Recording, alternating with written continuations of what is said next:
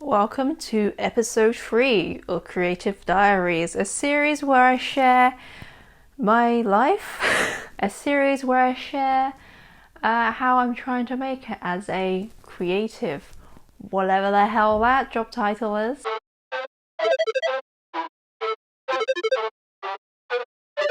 I've decided to completely change the format and style of this series because I hated the old style. I wasn't sure how or if I wanted to return to this series, but my lovely friend Kit Finney told me that she really enjoyed watching these videos. So Kit, I love you.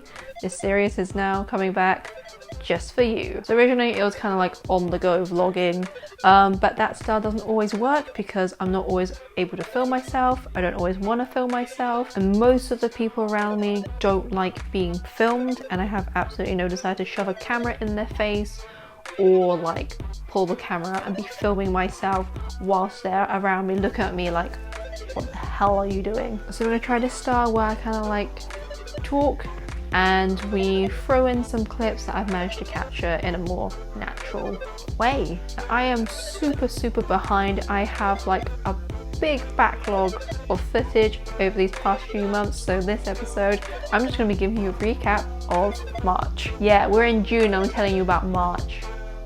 You'll see why I'm so slow at videos, okay? So, March. I did a photo shoot with the incredibly talented and super lovely John D. Barker. Hello. Look at this, I'm just so glowy, I'm red. It's like we're in heaven. Hello, I'm John. Welcome to my channel. This is the red light district and what is happening? It's just a bus.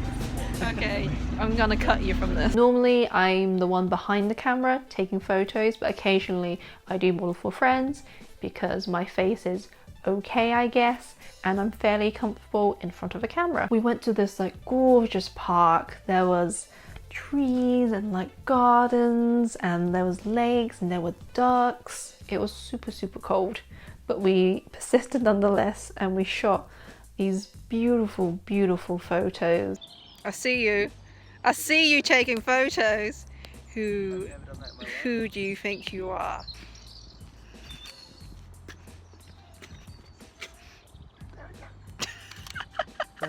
That's the shot. It was a bit of a windy day, and because I'm very extra, I wore this kind of top that has these amazingly long sleeves and this like long black flowy skirt, with the idea that because it was so windy, as the wind moves through the fabric, they'll be like quite cool visually. However, it was bloody freezing. But you know what, we suffer for our art, and I think the photos look gorgeous. Not really credit to me, credit to John, because John's like fantastic, and I really love how he uses like light, and the framing is beautiful, and just the photos are gorgeous. Like I'll put a few like here.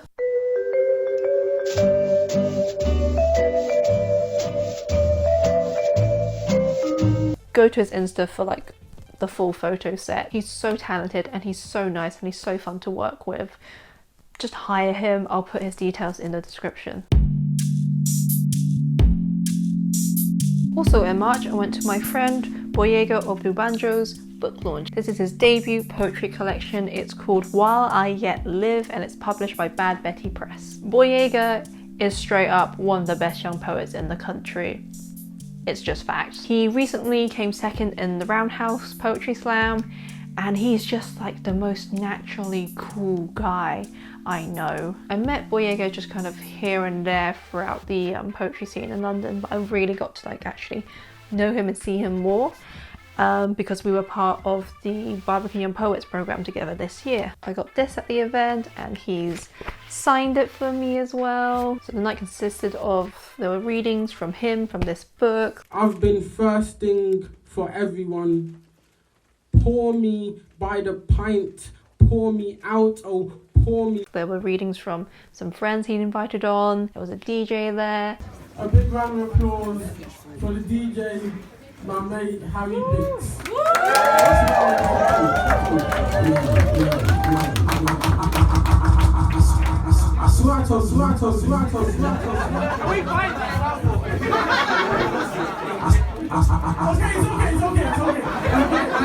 Book launches can be, you know, a little bit like stiff and uptight. But when my friends throw book launches, it kind of looks a bit more like this.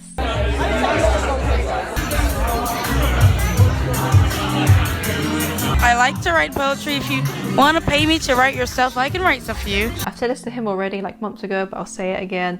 Huge congrats to Boyega on publishing this. Also, it's a bloody fantastic collection of poetry.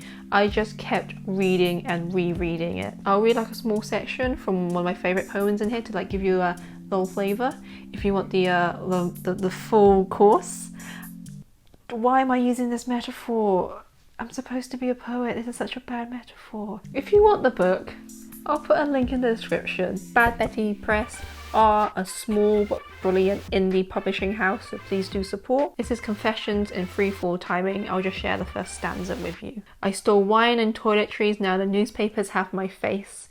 And I've been making playlists for crimes that I haven't committed yet, just so that I'll be ready for it all, like just murdered a man playlist. Robbed a bank, now driving off cool playlist.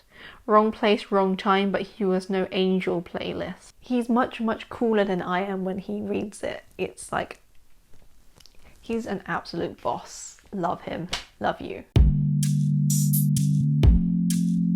In terms of YouTube, I only released one video in the whole month of March, but that was the Asian beauty haul video. So I went to Singapore and Hong Kong last year and bought slightly too much beauty stuff, but you know what, I gotta, you know, it's gotta do what you gotta do, and you know, it's from a different country, can't get anywhere else, excuses, etc.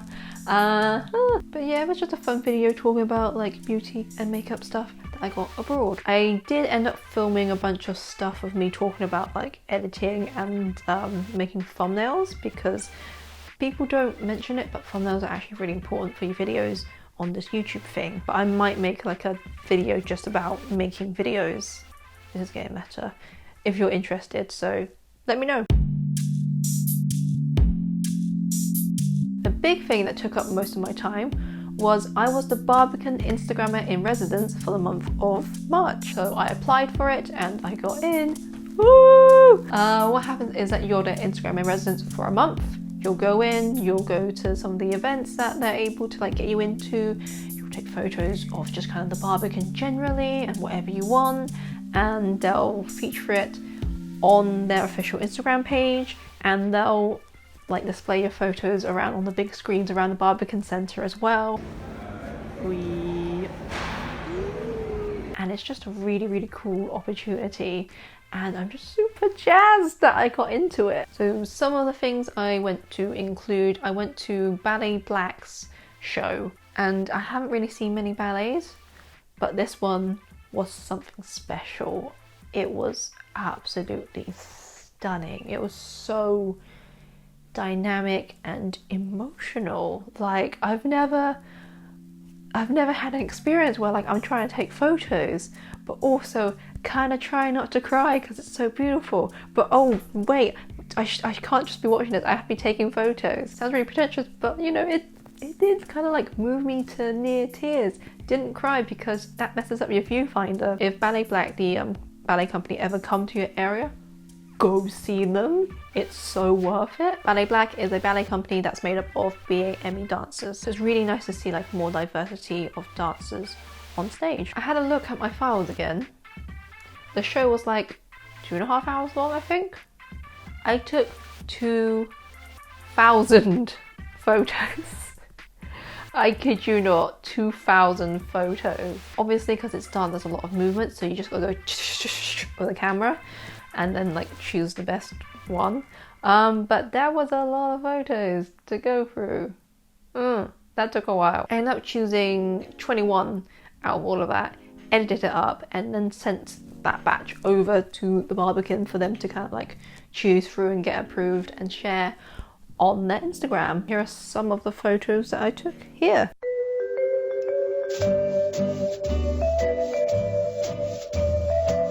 Went to another show at the Barbican. It was called I Is a Strange Loop. It's this show that combined theatre and mathematics together, and it got very, very, very meta. It's still in its early stages, but it's really, really fascinating to watch. Like, I'm appalling at maths, but it's still, like, I was still able to enjoy it. And like the photos I took. Ta-da! I also went on an architecture tour. So what you can do at the Barbican Art Centre is you buy tickets and a tour guide will kind of like walk you through the Barbican Centre, talk about its history, talk about the structure, and just kind of really tell the story of the Barbican. And it's got a really interesting history and story behind everything, and the architects had such a strong vision of what they wanted the Barbican to be, and of course their visions didn't always translate into real life, and people didn't quite like fit into their vision of what the Barbican Art Centre like should be. So it's really kind of like interesting to kind of hear about that. And some of the things the architects did I have like big issues with, because something they really wanted was, so the Barbican's like mostly concrete and a lot of their walls have this kind of like rough texture to them, like it's been really like chiseled away. And the reason why the texture is as it is because they got people to drill and like sculpt almost the walls. So they're there with their drills like chiseling at these walls to kind of give it that rough effect. But it was, health and safety wasn't such a thing back then, so it massively messed up these workers' hands. They had something, I want to say, what's a condition called? White finger or something like that? But like they got massive nerve damage because of the vibrations of the drills doing these like huge walls for so long. And it was just like, really? You're gonna put your workers through all of that just so you kind of have that nice aesthetic that you wanted? But yeah, anyway, you kind of learn about stories like that whilst you're on the architecture tour. I went and it was windy as hell. I think there was legitimately a storm in the UK at that time and it was freezing.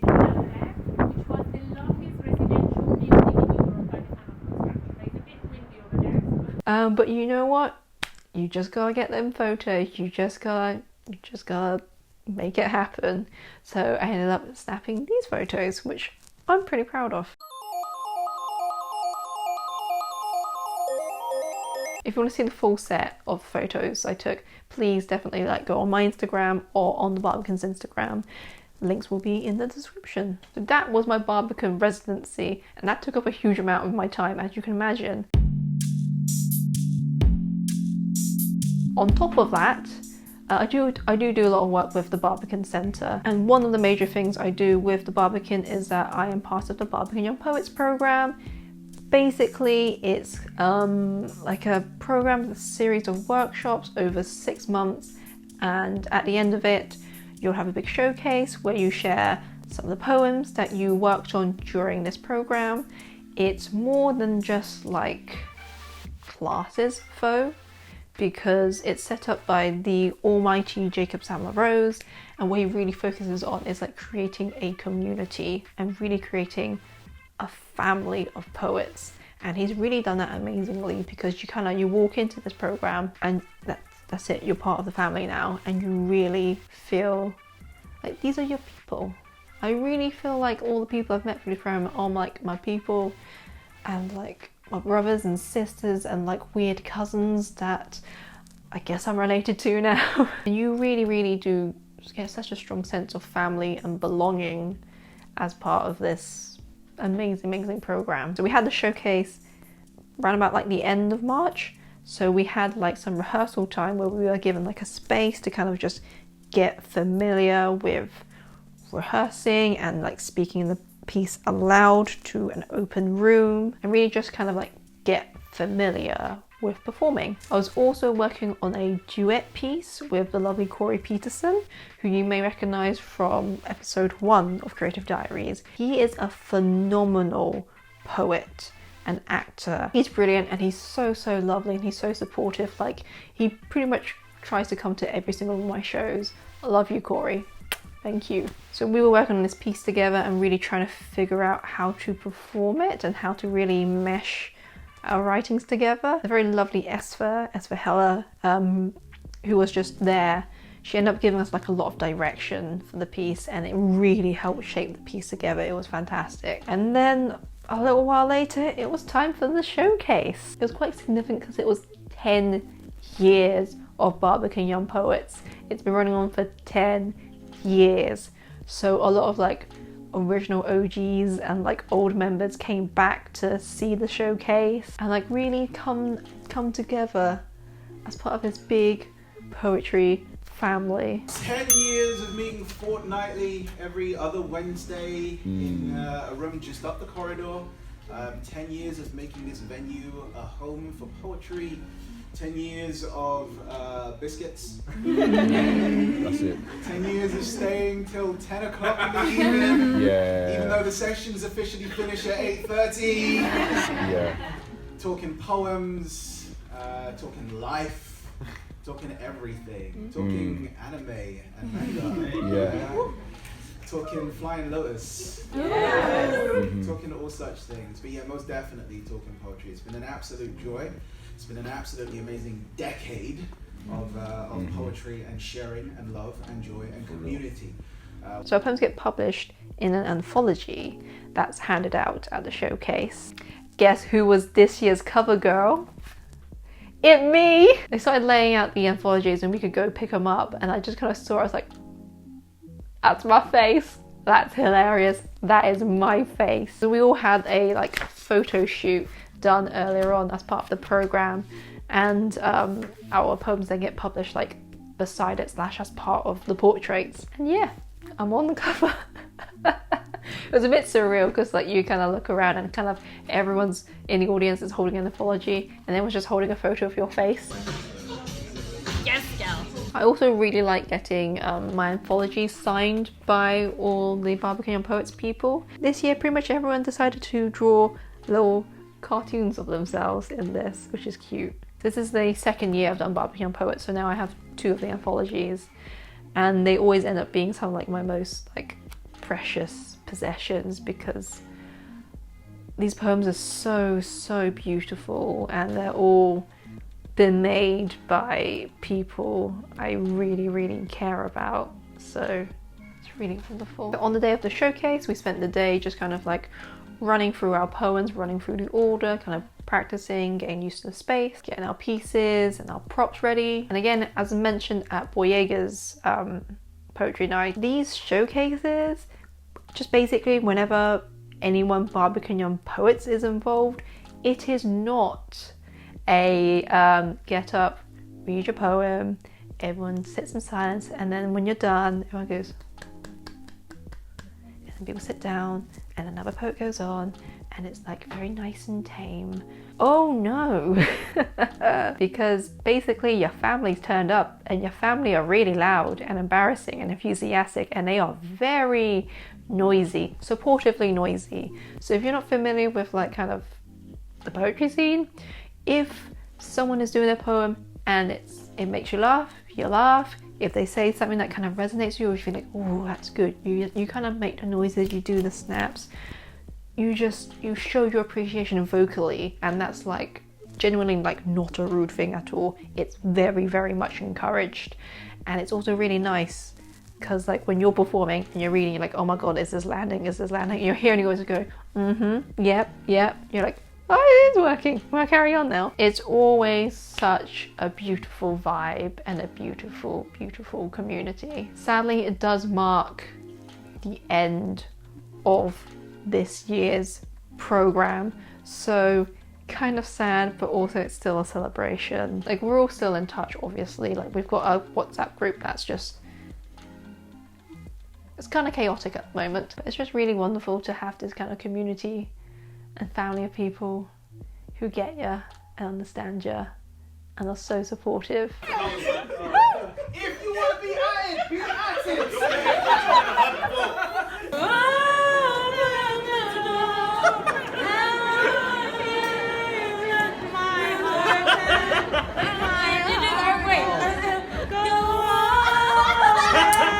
You two, you've also got long arms. Like an Instagrammer in residence here or something? Also this one, also that. That's me. Anyway, that was March, and now you see why I post videos so infrequently. Hope you enjoyed this video. In the next episode, I will be recapping April. Hopefully that video will come up much quicker than this video did. Thank you all so much for watching. Please let me know your thoughts and comments in the comment section below. Hit me up on all the social medias if you wish, and I'll see you next time. Bye!